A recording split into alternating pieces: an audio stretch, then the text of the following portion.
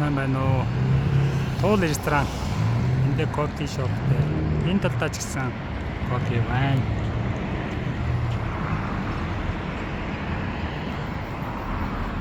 (1948) онд байгуулагдсан гинэ. Улаанбаатарын хамгийн анхны энэ нийтийн хоолны зориулалттай байр гэж байна.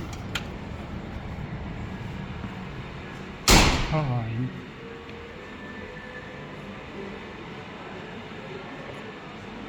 хуучин зургуудаа ингээд тавьсан. Гоё харагдаж байна. Такси бас энэ такси зогсдог байсан баха дээрээ бас машин харагдаж байна.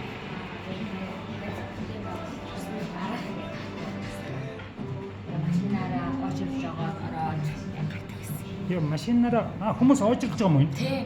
Очирлоод ингээ орчоо буцаа ингээ гараа явж байгаа байхгүй. Юу л гэхдээ эн чи таксинд суугаад юу гэсэн үг вэ?